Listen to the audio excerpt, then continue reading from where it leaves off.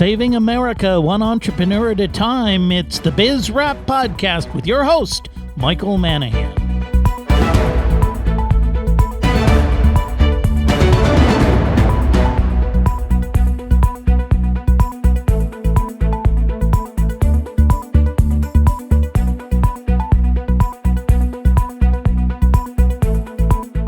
The show that celebrates small business and entrepreneurs, it's Biz Rap Radio with your host, small businessman, educator, and author, Michael Manahan.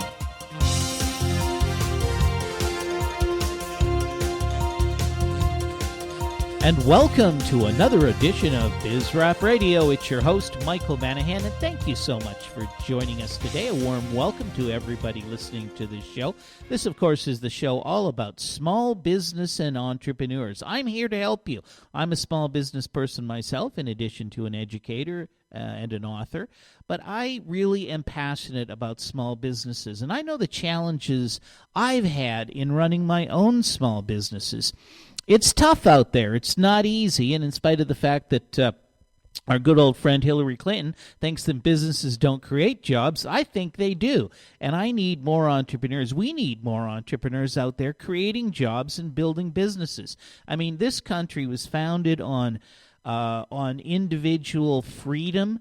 That's the basis, freedom and liberty. That's what the United States is all about. And how can you have more liberty than if you're the master of your own destiny with your own business? We need more businesses, more entrepreneurs. But it's not an easy job. You need help doing it. So here at Biz Rap Radio, we have a whole host of resources that you can use to make your business more profitable, to get more customers, and perhaps even to be a happier business person. Now today, I'm so happy to have as a guest with me is a gentleman who is a communications expert.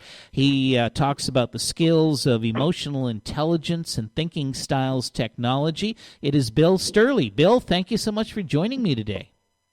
Michael, thanks for having me on. I really appreciate being here. Not a problem. So, Bill, tell me a little bit about your background and what you do. What do you bring to the table? What I bring to the table is the ability to help organizations to build their executive team, to get salespeople to communicate better in the process of contributing products or services to the environment, as well as some really time savers in communication that really allow businesses to really accelerate and grow their businesses quickly, because it's really based on communication and communication triggers to get people to engage in a relationship with us, called a client customer relationship. What does it mean to communicate effectively without really causing clients to kick out, and so that's what I bring to the table, short and brief. Well, now you talk about something called thinking styles technology. That's a phrase I've never heard before, but it sounds intriguing. What do you mean by thinking styles technology? Well, over the last 30 years, there have been some great learnings and discoveries about how the brain processes information differently. For example, somebody that's working in IT or in finance really wants their information delivered in brief, clear, precise information, which is very different than somebody that's in sales or human resources that really spends time with the story and nurturing a relationship. So those are like two different styles of communication, and both in sales and in executive development, both of those, learning how to speak from both of those positions really make a big difference. So what you're talking about, if I'm correct, is that when you're communicating, you have to perhaps try to adapt the communication style of the person you're communicating with?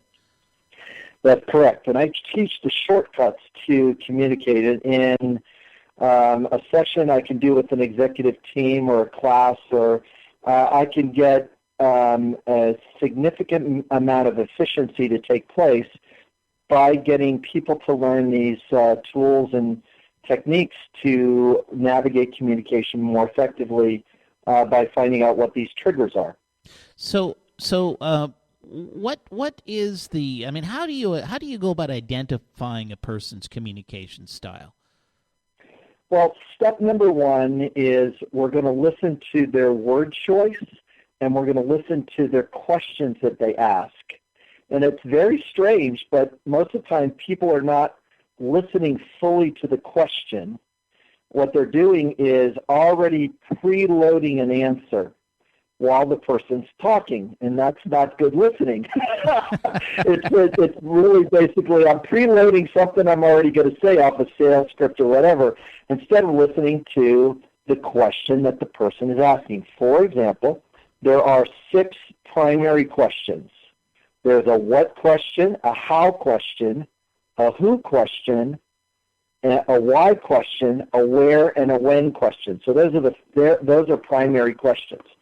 Each one of those questions are telling you what the person's thinking style is, just by listening to those 6 words.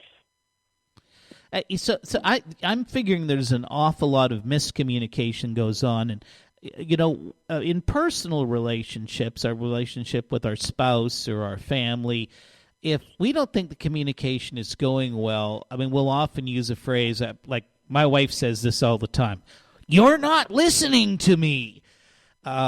But in business, you wouldn't do that. What would people do? Just basically turn you off, or tune you out, turn you off, and ignore what you're saying? Yeah, if we're not on the same frequency, the way I describe it is it's like thinking style technology as well as emotional intelligence. Is we want to be on the same frequency as the person that's speaking, not trying to get them to listen to our frequency first. Tuning into their frequency makes a big difference.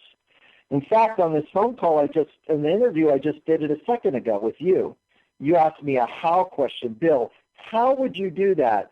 And what came out of my mouth instantly is, well, Michael, the first step is we would do this, and the second step is we do that. That is a answer to a how question, which is different than an answer to a what question. Okay. I think I'm following this. A how question is a step-by-step question, whereas a what question is a fact-based question. Gotcha.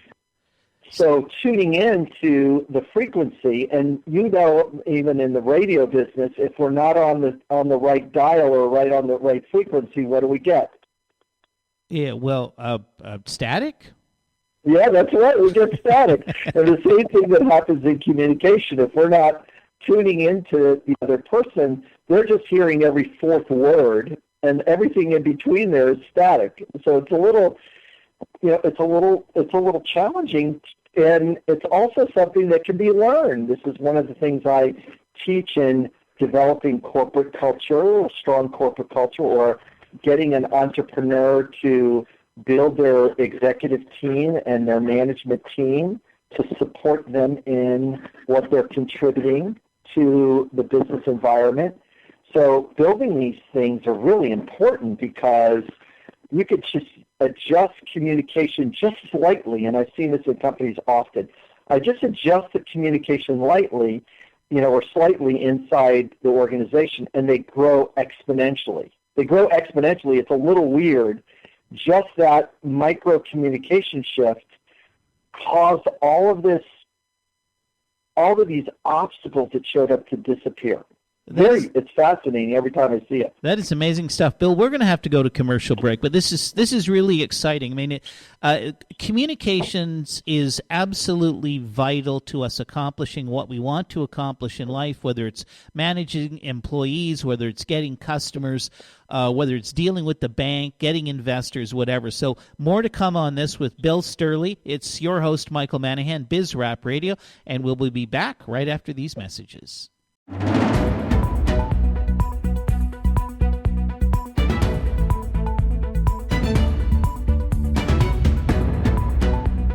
And welcome back to Biz Rap Radio. It's your host, Michael Manahan, and we're here we have on the phone Bill Stierle, who is a communications expert. Bill has been talking about how we can improve our communication through something called thinking styles technology. And Bill, thank you so much for joining us today. We really appreciate it. Wonderful. Delighted to be here. And you also talk about something called emotional intelligence. Now, that's a phrase I've heard before, but I imagine a lot of our listeners have never heard of emotional intelligence. What does that mean? Well, emotional intelligence is the ability to use our language in a way that impacts emotions, and And emotions are the key to sales. Emotions are a key to a good corporate culture environment. So having high emotional intelligence, what that means is actually literally having high needs literacy as well as high feeling literacy. And without becoming too academic, I'm going to make it very practical for everybody right now with this small example. Imagine, Michael, ice cream. Okay. Just imagine ice cream, right? What is your favorite ice cream? Oh, mine? Oh gosh. Yeah. I like caramel. So anything with like that caramel ice cream. Oh, you're making my day. Now imagine 2 scoops of ice cream in front of you, okay? And your body's about ready. You're right. Grab the spoon, and you're about ready to take a bite. Okay. So now that is called a trigger moment. Okay. Your body right now is starting to make the enzymes to digest milk and sugar just by me mentioning ice cream and the type of ice cream. Emotional intelligence is naming that. It sounds like this. Michael, could you be feeling delighted, and could your mouth be salivating because your need for taste and comfort will be met by scooping some ice cream into your mouth. Now, the weird part of it right now is the more we talk about ice cream, the more our body starts to become emotionally aligned with receiving the ice cream. So does this mean that as soon as this interview is finished, our conversation's finished, I'm going to have to run out to the ice cream shop and get an ice cream cone? It becomes a trigger unless it's cleared. It becomes something that you remember, and it's something that becomes eventually an anchor unless we cancel and clear it. So canceling and clearing it allows it to become off of the energy is not so much inside our body. Our language is so powerful that what winds up happening is our physiology actually tracks with the words that we use. Emotional intelligence, what it does is allow us to name what the feeling that's coming up and what need is causing the feeling. That's called high emotional intelligence. Most people do not have a very high emotional intelligence. Most people are sitting somewhere around 3 or 4 or 2 on the emotional intelligence scale because they can't name things. They don't know how to name things. All they have is like 4 emotions. I get angry, or I'm aggravated, or I'm frustrated, and that's all they say. But meanwhile, emotional intelligence means that we have a range of about 20 to 30 emotions that we know how to experience in our body, and we know where they're coming from, what need is causing those emotions. So, same thing in the sales process, same thing in business building, is we need to manage our emotions because emotions are the things that cause our focus to become distracted and wobble. So there's many entrepreneurs that are listening right now that are trying to wear 6 or 7 different hats.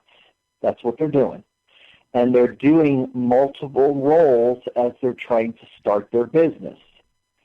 If we don't have focus and if our emotions keep jumping around a little bit, we don't know how to ask for support when we need it most. Mm-hmm. So as a business owner, knowing emotional intelligence can really make a big difference. Interesting. Well, one of my experiences with a lot of small business owners and entrepreneurs is they not only don't know when to ask for support, but one of my biggest frustrations as a consultant is, people hear me on the radio and they call me up and they say, "Hey, Mike, would you come out and give me some thoughts or give me some assistance?" And some of them even pay me some money, and then I'll go out and I'll you work with them, and over a period of time come up with some ideas and strategies, and I'll kind of sit down and say, well, based on my evaluation, here's what I need you to do, here's what I think you need to be doing in your business. And then they look at me and they go, well, I don't do that. I'm not doing any of that. That's not the way I run my business. And I'm thinking, well, why did you call me out here and pay me a bunch of money to give you my advice when you're just going to sit there and not do what you need to do to make your business more profitable? Why is it people react that way? Or am I just doing a bad job of delivering the message? No, you're not. It's not about you. It's about the receiver. And the biggest obstacle, and each of the listeners are going to hear my voice and are just going to get unsettled as soon as I say it. But the number one problem that an entrepreneur has is knowing how to meet the need for trust. They have a very difficult time with trust. Mm-hmm. Trust in themselves, trust in others, trust in their product. The need for trust is very, very challenging because unless somebody has done something and has become successful at it, when they approach the new task, they need to overcome their own anxiousness and nervousness in regards to trusting that it can be done in a more efficient way. When I delegate something to my assistant, I need to trust that she's going to get it done in a certain amount of time. And if the person doesn't do it, another need of ours gets activated, and it's the need for emotional safety. This is the second need that causes entrepreneurs the most trouble. It's not emotionally safe to point out that there was a mistake that was made, or it's not emotionally safe to fess up that there was a misunderstanding that took place. There was a misunderstanding that took place. There was a mistake that took place. There was a problem that was created by the action the person took or the action the person did not take. Mm-hmm. So what really is jamming you, Mike, in your ability to contribute to entrepreneurs and to business owners is that they have a challenging relationship to the word trust, and they have a challenging relationship to the word emotional safety. Oh, interesting. Those are going to be the primary two obstacles in the example that you just gave me. And they would rather do things that they validated to be true, even if they're junky and ineffective, and are costing them a lot more money, than to do something different that they would have to trust somebody else or trust themselves differently, and it being emotionally safe for them to adapt a new pattern. Very challenging. What you're saying is something that I think a lot of consultants like myself run into is we kind of have this belief that one of the biggest obstacles to many small business people and entrepreneurs, people trying to grow their business and make change, is themselves. They're the biggest obstacle. They're standing in the way of their own success because of their inability to take counsel and run with new ideas that they're not comfortable with. Is that accurate? Yes, that's accurate. You're kind of right on target about it, and because of that uncomfortability, they'll tend to put the same record on that they've been playing over and over again. They'll keep doing the same pattern of things rather than creating a new system that's more effective, rather than creating a new process that's more that would be more profitable, or to bring a new team member on that's better at it better at something than they are. One of my recommendations to entrepreneurs, anybody that you work with, that you're bringing on, that you're asking for support, the primary interview question or the primary level that you're going to be requesting is this person at or above my skill level in the thing that I'm asking them to do? Bill, we got to hold it right there. That's a great question. We got to go for commercials. It's Michael Manahan, BizRap Radio. We'll be back right after these messages.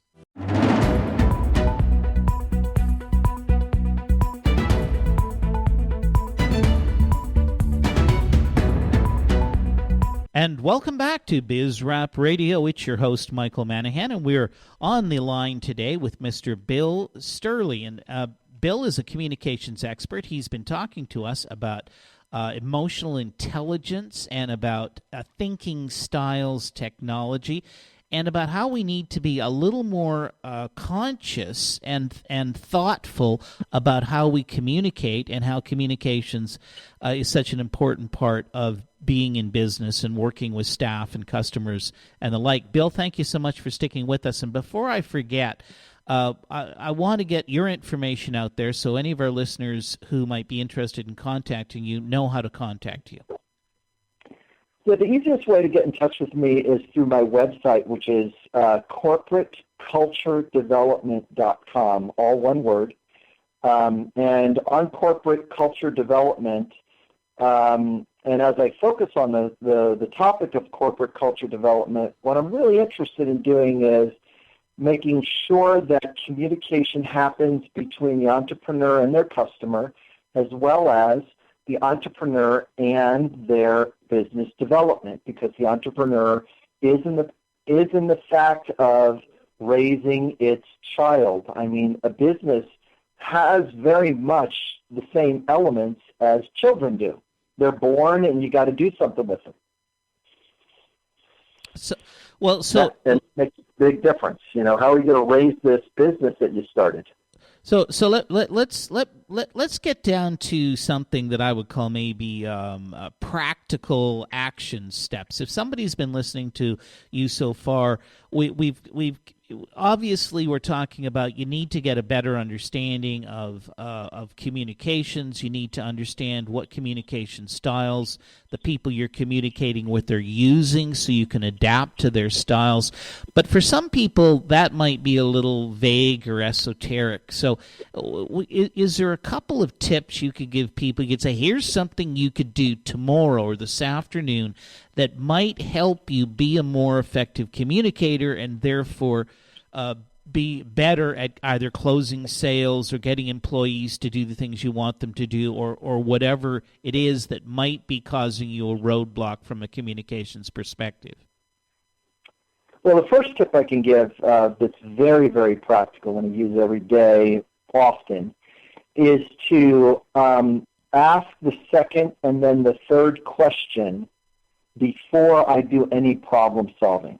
So, for example, in the sales process, I'll say, is this the thing that you're looking for, or how can this product be more wonderful, or does this product meet your needs? And I'm trying to find out what the customer needs most so that I am going to make the offering to them for my product or service in a very easy and a natural way, rather than what most people do in the sales process is tell all the features and benefits. I don't tell my people any features and benefits until I know what's most important to them. What's most important to them. Too many people are talking and they're not listening or checking in with what the customer or the client has to say. So that would be my one of my primary tips. Number one is making sure I'm checking in with both my external customers, what do they want to purchase, and then my internal customers are my staff. What do you need support with? What would make it easier for you to do work here at this business? And they will come up with multiple ideas that they will then execute on their own without me trying to fix or teach them how to do things.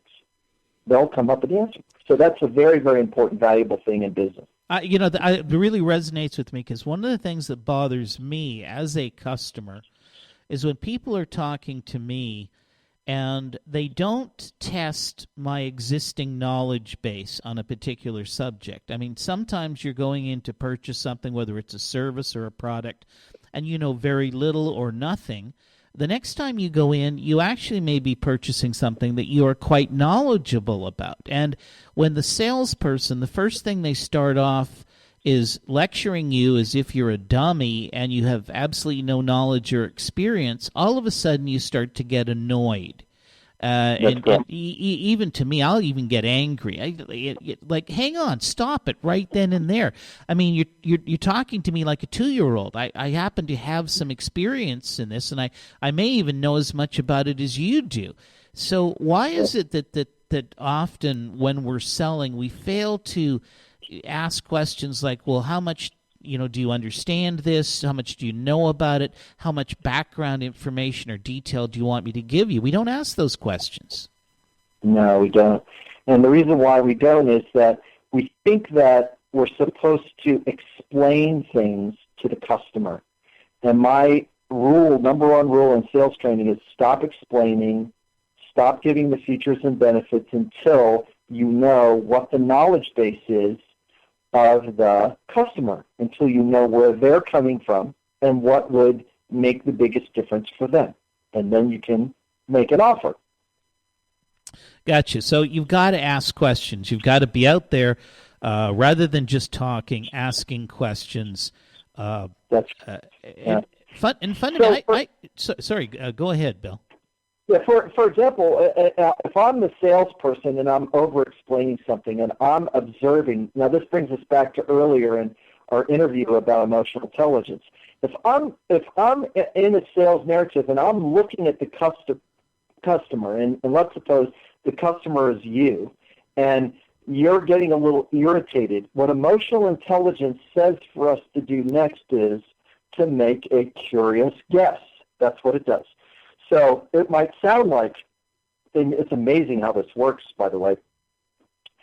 Sir, could you be feeling frustrated because I'm not giving you the information you would like? That sentence just reduce the emotional load inside your body. Could you be feeling frustrated because I'm not giving you the information that you would like?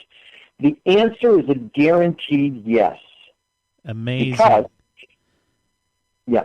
Does that make some sense? No, it makes absolute sense, and we should be picking up on that from maybe not only what the customer is saying, but I'm presuming you should be picking up a lot of that from the customer's body language. That's right. There's a little bit of tone in their voice. There's a little bit of shiftiness when they're not looking at you. They're not really fully engaged, and they're starting to check out. That's telling you stuff. It's telling you that your communication is dropping off and that you need to bring it back alive. Bringing your communication back alive is really just naming or doing your best job to name the feeling and need that's available in that moment. What is available in that moment? So if the person's feeling delighted and energized or engaged, you would be reading that on their face. If they're feeling a little doubtful because they need some trust, or they're feeling a little skeptical because their truth isn't really fully there, then what's happening is that the quality of the communication or the sale is dropping off, and I want to ask a better question. And this is one of the things I teach on my webinars and have in my different training programs when I come into different companies, is that I provide the language that's necessary for whatever company and whatever product that's being sold. What is the language that's necessary to communicate to keep the emotional load low?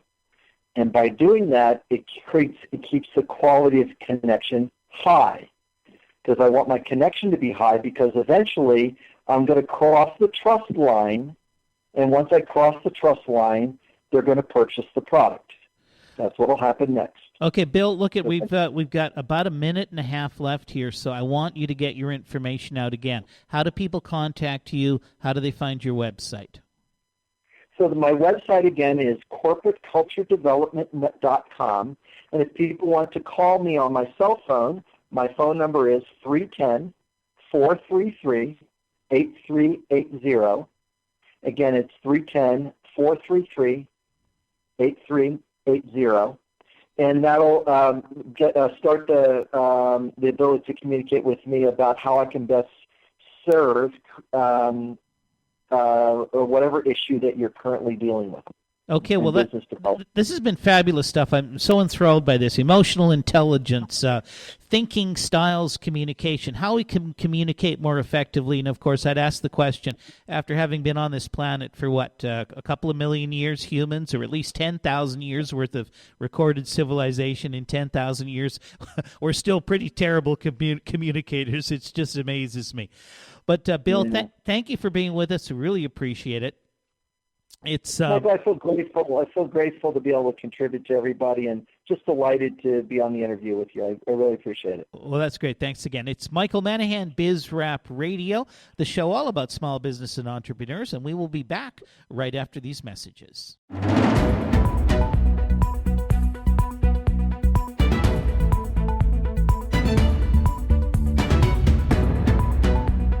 And welcome back to Biz Rap Radio. It's your host, Michael Manahan. Thanks for sticking with us, or if you've just joined the show, thanks for joining us. That was Bill Stierle we had on for the last few segments, and what an interesting guy Bill is. So many great ideas, and really makes you think a little bit about this journey we take as business people.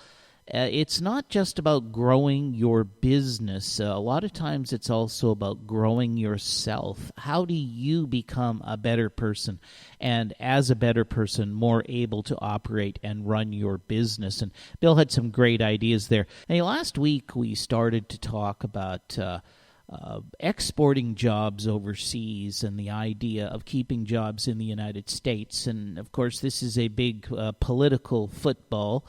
The various parties throw it back and forth, and somebody's always blaming, big business for exporting jobs overseas. And of course, nowadays you don't have to be a big business. A lot of small companies are exporting jobs overseas, and a lot of people are up in arms. They want that stopped, and they want the government to do something. And, well, of course, what could the government do? It just means legislation, perhaps tariff wars with foreign countries, and more government meddling in our everyday lives. But there is a solution, and that is real simple, folks. If you want jobs to stay here in the United States of America, then simply buy American.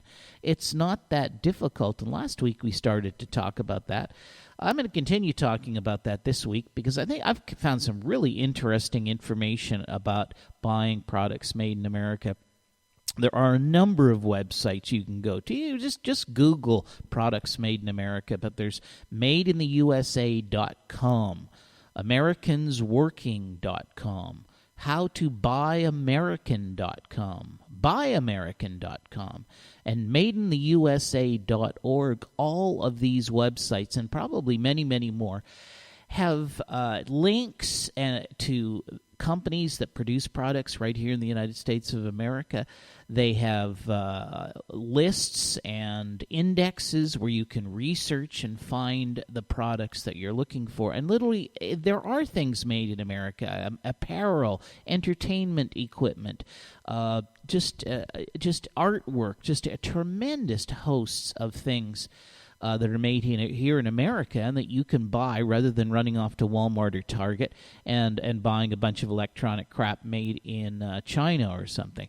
Now, I found on this one website, madeintheusa.org, something that was really interesting. It basically, their proposition is, let's say 300 million Americans each simply reallocate $1 per day of spending from foreign-made goods to American-made goods. Now, we're not talking about increasing your spending. Let's say you're already spending this money, but let's say what you do is you just make a point that you're going to take $30 that you have historically may have spent on a foreign-made good, and you are going to buy an American-made good. That's just $1 a day, $30 a month. That could be as simple as checking a shirt, and instead of buying a shirt that's made in Malaysia or Indonesia or India, buying a shirt that's made in the U.S. After 1 year, that would add up to approximately $110 billion. That's $110 billion pumped into the American economy as opposed to that money being shipped overseas. And according to this little blurb on madeintheusa.org, that would add close to 3 million new jobs in the United States. 3 million jobs in the United States just by reallocating $30 a month. I mean, why can't we do that? Why can we not just start checking the labels when we buy things? Why can we not go into stores and start asking, what do you have in this store that is made in the United States? It's not that difficult. There was something else on that website that I thought was kind of funny. I'm going to read it to you. It's a story about John Smith, and John Smith started the day early, having set his alarm for 6 o'clock in the morning. Of course, that's a made-in-Japan alarm clock.